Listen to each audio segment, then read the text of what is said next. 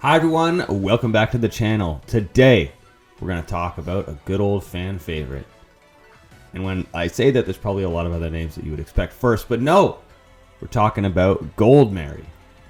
Goldmary is a royal knight from a small village in Illusia, and is the only child of a couple of inn owners. Very plain, I know, but if you read her bio, you will see that she is the epitome of an only child. Hey, as it turns out, this doesn't stop her from making a great retainer and friend to Hortensia. This girl is about as vain as it comes, not only about her looks, but about her cooking. So it does pain me to have to pump her up, but I'm going to do my best to be honest in this video. I encourage you to stick around with me for the whole thing, and we will discover together if she has a spot on your team. Let's get into it. I'm sorry the others are dragging this out. We both know my belief in you is already enough.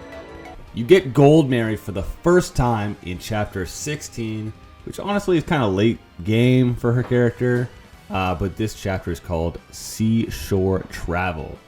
She joins Alir and the rest of your party at the very beginning of this battle. You'll find that her starting class is Hero. Personally, although you have a lot of options to reclass her into whatever you want, I choose Griffinite because I want to boost her stats, but also I really care about movement. I think it's the best stat in the game, so Griffinites are always very good at that. They also deal a ton of damage, so just to kind of back up what I'm saying, yes, it's my personal opinion, but on top of that, when I play in the Outrealm Trials, I see a ton of really high-ranked players that are also picking Griffinites, and I'll tell you, even though I have Griffinites on my team, they're still a pain in my butt. So, personally, I think that this is the best option for her. If you've seen this series before, there's only one way, in my opinion, to test out how good a character is, and that is by maxing them out. Because we're going to max out all the characters at some point in this series. I mean, I'm working on it. And then we'll be able to see not only where they start from in comparison with each other, but where they end up, right? What is their max potential? So let's start by doing that. And when we do, you will see that she has some really good stats. Max out 41 strength, 34 magic, 48 dex, 49 speed, 29 defense, 34 resistance, 37 luck, 14 build, and a whopping 68% health. Okay, so she's a fairly balanced character overall. Obviously, she's afraid of bows, but that's because I chose her as a Griffinite. That's my own fault, right? But let's talk about skills. Her personal skill is called Disarming Sigh, and it's kind of like a girl power skill, I guess. I mean, anytime she's fighting a male foe, she's going to inflict -20 hit to them. So it's kind of a weird wording. Maybe it's a translation issue on Nintendo's part. She's just going to get +20 avoid, basically, right? During combat with them. Honestly, almost all of your enemies are male. Like, what feels like 99% in this game. So this is a pretty broken skill. If they made this same skill, except specifically on females, I would say that's the most useless skill in the game. There just aren't very many of them, so I'm gonna give this skill an A+. So the class skill of Griffinites is called Clear the Way. Basically, it is broken against you. It just hurts you, and partially that's them trying to make up for the fact that Griffinites are so overly powered, right? They've got good magical attacks, they've got good physical attacks, they have fantastic range. Yes, they have one weakness, which is they're afraid of bows. In maddening mode, that's not even a big deal, though. So they have this class here called Clear the Way, just to kind of balance it out. Basically what happens is any allies that are adjacent to you, now they lose 1 movement. So funny that that's called a skill, right? Because basically that's like me saying, hey, your skill is that you trip all the time. Like, not much of a skill, it kind of sucks, but I guess it's their way of balancing this out. I don't know, but we have no choice but to take it because Griffinites are good. So, A+ anyway. So we have 2 inherited slots to fill, and I am going to use Lance Agility +5 from Erica, which basically grants +30 Void at a cost of -10 crit. Whatever, I'm not counting on those criticals anyway.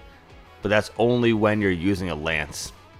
And then I'm also going to inherit Avoid plus 30 from Marth. These two skills are going to cost a lot. Prepare to grind, right? But this is the story of my life. I've been doing it over 650 hours in.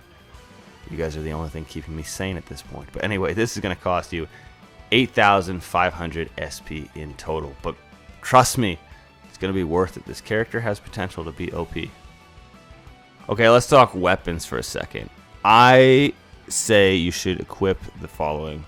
Spear plus 5, because you want that ranged attack. It's going to give her some versatility, right? She's strong, but let's make sure that she doesn't always have to attack them head on. We've got a Brave Lance, so when you have more speed than your enemy, you're probably looking at a kill, so Brave Lance plus 5. And then a Flame Lance plus 5, because we need to make sure that she's also good against those high defense, low resistance enemies. You know, armored enemies, right? Thinking generals, for example. Between these three weapons, she's going to be an absolute beast for you, right? She's got all this movement. You can run up and kill pretty much any enemy very easily. You're just going to be looking out for those archers. So I found it hard to find a good pairing for Goldmary. Honestly, it's not that I found it hard to find a good pairing for her. It's that there's so many good pairings for her, actually. So I maxed out her bond level with every emblem in the game, just to make sure that I had a good choice here. And my choice for today's video, at least, is going to be Emblem Marth. So you can see that with Emblem Marth, she's extremely hard to hit. And that makes soloing maps actually pretty doable. The one thing that I did notice was her weakness to chain attacks. So if you're soloing pretty much exclusively, she can get surrounded by a ton of enemies, and those chain attacks will add up. Also, mages will attack from farther away, and that will trigger chain attacks too, which is even more annoying. But honestly, if you're just using her on a normal map with all your other units as well, you won't see this as that much of a problem, so you should be good to go. Just don't let her get surrounded too often, even if you do have her maxed out. Okay, so that's basically it, right? We've seen that she can solo maps, we've seen her strengths, we know her weaknesses, but what do you think? Let me know down in the comments. Is she already on your team? Did this video change your mind? Do you want her on your team? Are there even better pairings or anything better that I could have added to this video? Let me know. We want to make the best possible Fire Emblem team that we possibly can together as a community, and that's going to require a lot of feedback. So please let me know in the comments and quote unquote engage with me. Yeah, you saw what I did there, and we'll have a fun time. Also, I'm going to put my ID for the Outrealm trials down in the description of this video, so please check that out and actually try fighting my team. I love taking the engagement with you a little bit beyond the YouTube comment section, and this is just a good time for us to all get to know each other better, fight each other, learn from each other. It's a lot of fun, so let's just go ahead and do that, right? That's all for me. Thanks for watching, and I will see you in the next video.